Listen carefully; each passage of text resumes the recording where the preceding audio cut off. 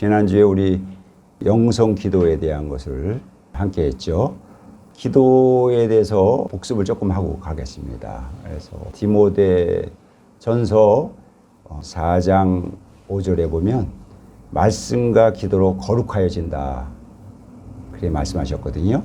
우리의 인생의 목적을 행복으로 두지 말고 거룩으로 두라고 했습니다. 그래서 거룩으로 둘 때 인생의 공고와 형통이 늘 병행된다고 전도 7장 14절에 말씀하고 있듯이 형통 때는 우리가 행복하지만 공고 때 우리가 행복하지 않잖아요. 그래서 인생의 목적을 행복으로 두면 실망과 좌절이 많습니다. 마음에 아픔이 많아져요. 그런데 거룩으로 두면 오히려 환난이 와도 기뻐하는 거예요. 환난이 오면 하나님께 더 가까이 가게 돼 있어요. 본능적으로 그렇습니다. 하나님을 가까이 하는 것이 복이잖아요. 그래서 거룩으로 두면 환난, 능욕, 핍박, 박해, 공고가 오더라도 우리가 기뻐할 수 있어요. 얼마나 감사해요. 왜?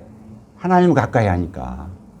하나님을 가까이 하니까 너무 감사하고 기뻐하고 또 거룩해질 수 있는 거죠. 하나님을 가까이 하는 방법이 말씀과 기도죠. 그래서 말씀은 성경 읽기 히브리서 13장 15절에 찬미의 제사를 하는 습관을 늘 하니까 아주 심한 스트레스나 또 심한 질병이나 이런 것이 오면 기도가 안 돼요. 그래서 그때는 시편 읽기를 그냥 열심히 하는 거예요. 그래서 그렇게 열심히 하다 보면 나중엔 기도가 저절로 나오죠.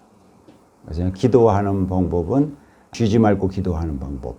주 예수여 저를 긍휼히 여기소서, 주 예수여 제게 자비를 베푸소서, 이런 기도를 하고 그다음에 거룩합니다 기도를 우리가 하죠. 거룩합니다, 거룩합니다, 거룩합니다. 아버지 하나님, 예수 그리스도의 죄 씻음의 영광이, 진리로 거룩함의 영광이, 의롭다 하심의 영광이, 나음과 치유와 회복의 영광이 자기 이름 되고 아니면 중보기도를 나눌 수 있는 거죠. 그래서 최기선 목사에게 예수 그리스도의 이름으로 충만합니다, 충만합니다, 충만합니다. 그리고 성부, 성자, 성령 삼위일체 하나님을 늘 우리는 믿거든요. 그래서 항상 이렇게 공동체를 이룬 거예요. 사람은 사람과 사람이 서로 기대면서 사는 거예요. 서로 섬기면서 서로 의지하면서 사는 게 사람이거든요. 그래서 삼위일체 하나님의 영성을 말씀드렸고요. 그 다음에 믿음의 영성, 소망의 영성, 사랑의 영성. 믿음, 소망, 사랑은 항상 있어야 된다고 고린도전서 13장 13절에 더욱 큰 은사를 소개하면서 말하고 있는 거죠. 그래서 믿음을 가지면 믿음의 역사가 나타나고요. 소망 중에 우리가 인내할 수 있고요. 사랑의 수고를 함을 통해서 하늘의 보화를 쌓을 수 있는 거고요. 그러니까 믿음, 소망, 사랑의 영성을 우리가 추구하는 거죠. 그런 방향성으로 추구하는 것이 생활 영성 훈련이다. 그렇게 말씀드렸고요. 또 바울의 영성 두 번째는 성부, 성자, 성령 삼위일체 영성, 믿음, 소망, 사랑의 영성뿐 아니라 하나님의 말씀은 지식의 말씀, 지혜의 말씀, 모사의 말씀으로 이루어져서 그래서 지식의 영성, 지혜의 영성, 그 다음에 명철의 영성, 다른 말로 하면 모사의 영성이죠. 그것을 바울의 기도를 통해서 우리가 살펴봤습니다. 그 다음에 일반적으로 하는 기도도 우리가 좀 알아야 되잖아요. 일반적으로 하는 기도를 알려드리면, 자, 아주 쉽게 알려드릴게요. 첫 번째 엄지가 있어요. 엄지는 이거잖아요. 이게 최고다. 최고는 뭐예요? 우리의 기도에서 누구한테 기도를 하는 거예요? 하나님 아버지께 하는 거죠. 그러니까 하나님 찬양. 같이 한번 이렇게 엄지를 딱 이렇게 한번 해보세요. 하나님 찬양. 예, 여러분이 기도할 때 하나님을 찬양을 먼저 하는 거예요. 하나님 찬양합니다. 그런 것이 뭐예요? 할렐루야죠. 그래서 우리가 할렐루야 3번, 할렐루야, 할렐루야, 할렐루야. 하나님 찬양하는 거예요. 두 번째는 손가락질. 남을 송사하고 정죄하고 대적하는 손가락질이죠. 남을 비난하고 비판하고 불평하고 원만한 손가락질. 두 번째 검지를 생각할 때는 회개, 기도할 때 제일 먼저 하나님 찬양, 그 다음에 회개 기도를 하는 거예요. 저도 이런 순서에 따라서 하거든요. 그래서 예수 그리스도의 보혈의 피로 뿌리고 바르고 덮습니다. 쏟아 붓습니다. 그러니까 보혈의 피로 정결케 하는 기도를 하는 거죠. 그 다음에 손가락 중에서 중지가 제일 높잖아요. 이 기도는 무슨 의미냐면 감사기도. 감사기도. 중지를 하는 건 감사. 하나님께 감사. 디모데전서 4장 4절에는 감사로 헤아리면 버릴 것이 없다고 하잖아요. 모든 일을 감사로 헤아리는 삶을 살면 그 사람의 인생은 행복해져요. 굉장히 긍정적인 인생이 되죠. 소망적인 인생이 되죠. 희망적인 인생이 되죠. 그래서 여러분이 인간관계를 맺을 때 그 사람의 입술에서 얼마나 감사가 넘치느냐. 그런 사람 옆에 있으면 늘 행복해요. 늘 감사가 입에서 떠나지 않는 것이 굉장히 중요합니다. 그게 그냥 자연스럽게 우러나와야 돼요. 그렇게 우러나오도록끔 감사의 조건을 더 많이 헤아리셔야 돼요. 인생에서 감사를 모르면 지금 가지고 있고 누리는 걸 먼저 생각하지 않고 없는 걸 자꾸만 생각해서 짧은 인생 속에서 늘 불행하게 살아요.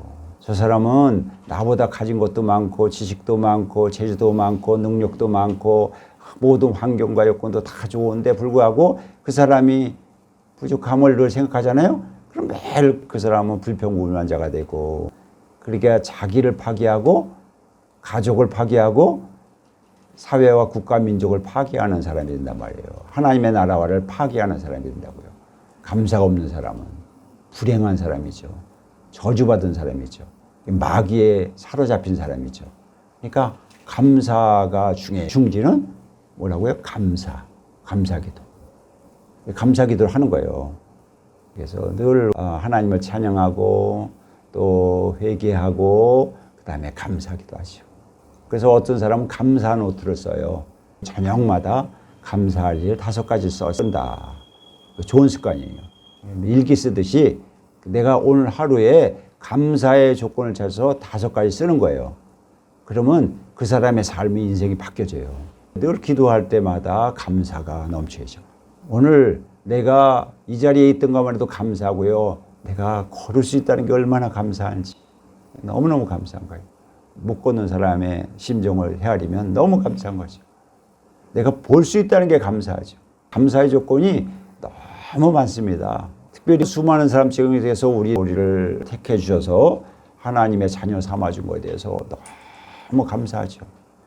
그러니까 죽어도 천국이라는 믿음이 있으니까 우리는 죽음도 두려워하지 않죠.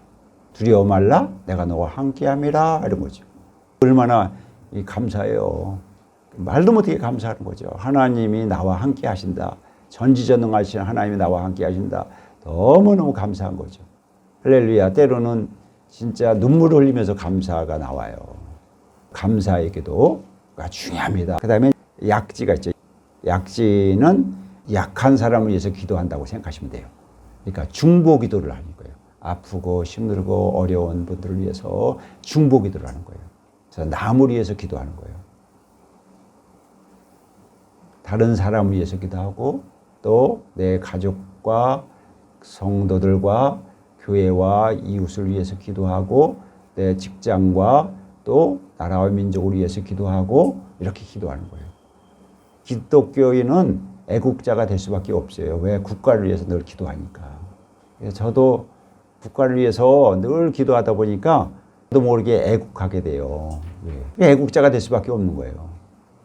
그래서 그 약지 기도는 중보기도. 중보기도를 잘 할 수 있는 비법은 거룩합니다 기도로 중보기도를 모든 사람들에게 해줄 수 있죠. 그 다음에 소지라고 그러죠. 새끼손가락을 소지라고 합니다. 소지의 기도는 자기에 대한 간구를 하는 거예요. 자기의 소원도 아뢰고 자기의 기도 제목도 아뢰는 겁니다. 그러면서 누구의 이름으로? 예수님의 이름으로 기도합니다 하고 기도하는 것이 기도의 순서예요. 여러분 나 기도 못해 이렇게 하지 마시고 아주 쉬워요. 손가락을 보면 첫 번째 다시 복습하면 엄지는 하나님 찬양, 검지는 회개, 중지는 감사, 약지는 중보기도, 소지는 나의 간구와 기도 제목을 향해서 기도하는 거예요. 할렐루야. 이런 방법으로 여러분이 기도를 함을 통해서 우리가 거룩해지는 거죠.